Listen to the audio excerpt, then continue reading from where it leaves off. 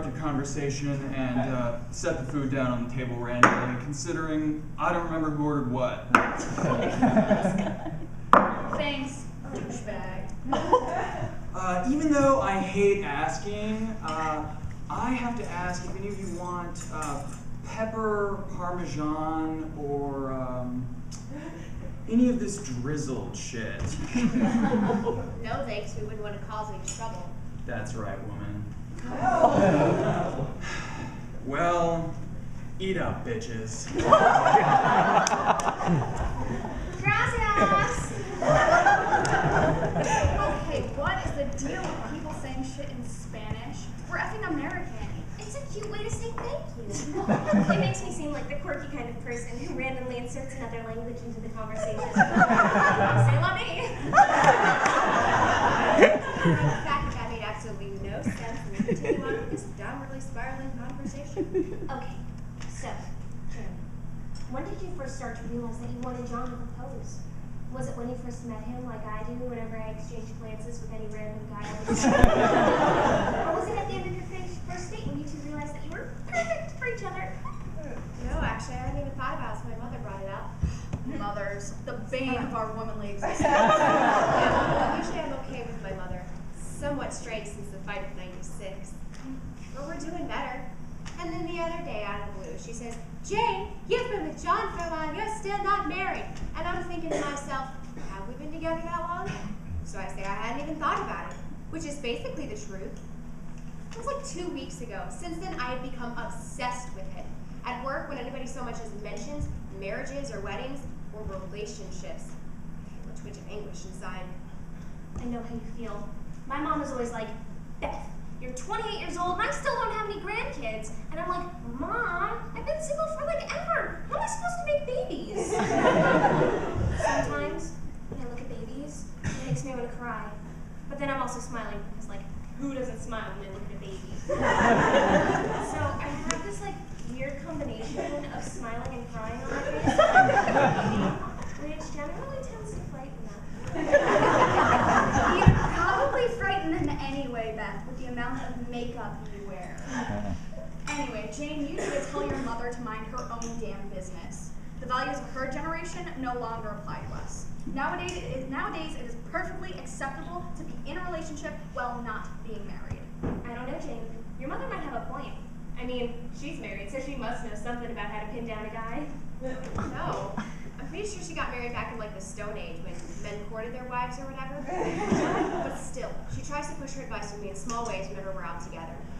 For example, I'll say something like, "I like this silverware." And then she'll say, "I heard from Susie that her cousin Shirley has a best friend, Renee, whose daughter is getting married after 9 months of being engaged. And this is the silverware they're using at their reception dinner. Susie showed it to me in a catalog." And I'm like, who the hell looks at silverware in a catalog?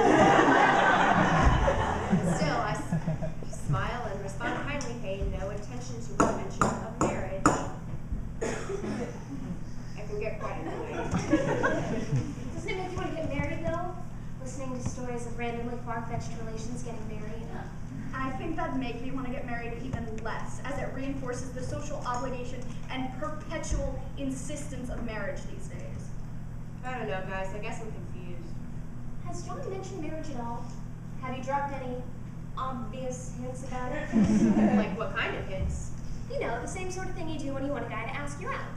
Show some cleavage, randomly bring up all of your ex-boyfriends and how they all drove Corvettes. But also subtle things that have to do with marriage, such as stories of other people getting married, whether real or fake, and movies with wedding-related words in the title, such as Four Weddings and a Funeral and Runaway Bride. Don't listen to me. Seriously.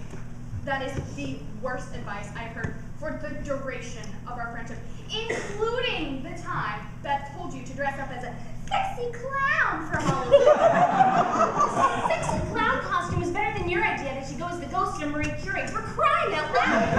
And why don't you give her some advice then on the goddess of lesbianism? I am not a lesbian!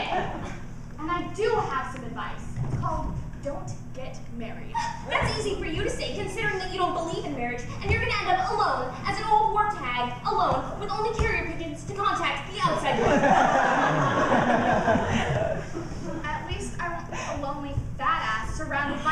menagerie of cats, some alive and some taxidermy. Why false hope and despair to tell the difference, waiting on some Prince Charming who's never going to come because he doesn't exist. Whoa, guys, simmer down, please. I am not ready to hear about your futures just yet. Because, excusing some hyperbole, chances are there are going to be some version of shitty close to those, and I think we need to focus on me right now. Sorry, Jane. You're right. It's just hard for me because I'm female and being single, I am selfish by default. It is hard for me to look at Bryce sometimes, though. I mean, really, Bryce? When was the last time you shaved? Why should women have to shave? Men don't. Men shave their faces. I'm going to have to agree with Beth on this one, Bryce. I mean, armpit hair is just pointless.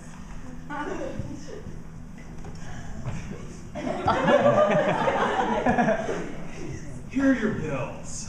Although I'm having a hard time believing any of you can pay for this, considering you're women who probably don't have college degrees or well-paying jobs. Anyway, I'll just set them down on the table somewhat carelessly because the tip is included! Merci!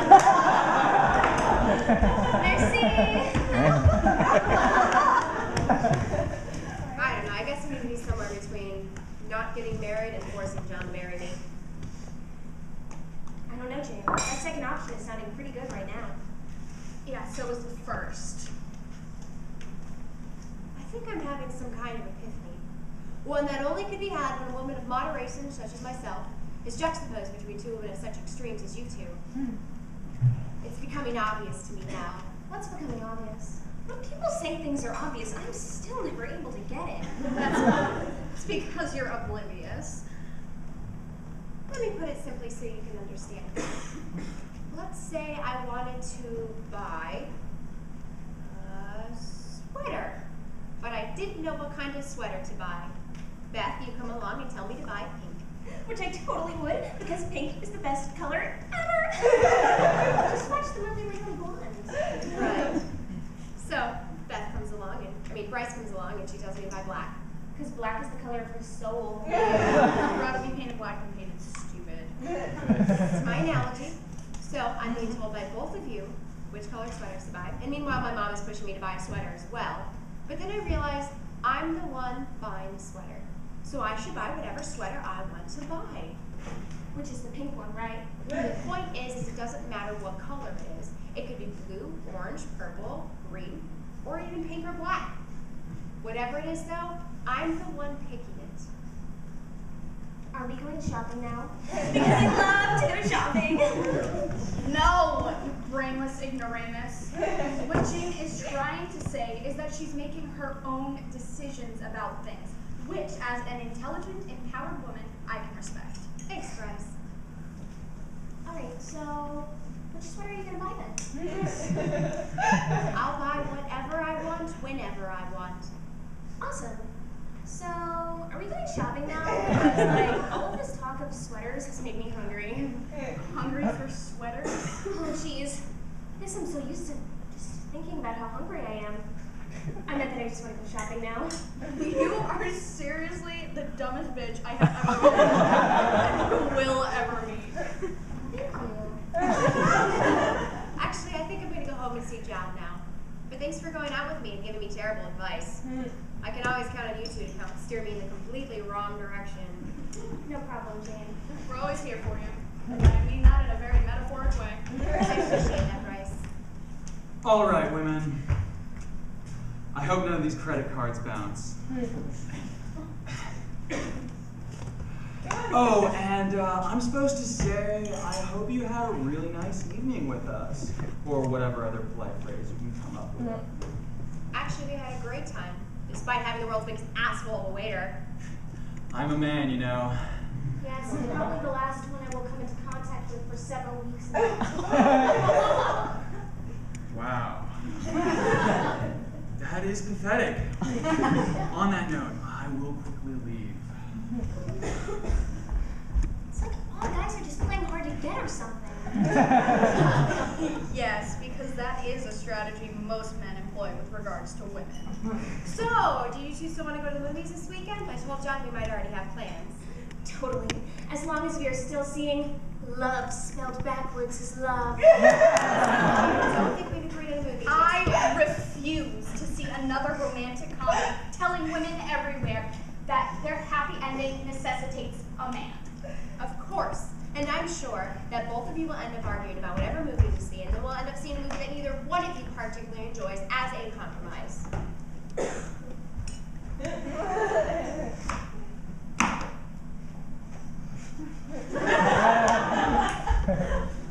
See? He's just playing hot and cold. I knew I should have put my phone number in with the credit card. I am very glad we were spared that level of embarrassment and desperation. Not that I care, but how's your meal? I'm supposed to be glad you enjoyed your time with us. And again, or not. I don't give a shit. I told you guys, that woman is a bitch. Is that the only word you can come up with to describe a mean woman? I could call her slut too. See the limited amount of derogatory terms used to describe women? You're either a bitch or a slut. So you would be a bitch, not a slut. God, you guys have the stupidest arguments and give the worst advice a friend could get. But I look forward to seeing you this weekend. And by weekend you mean Friday?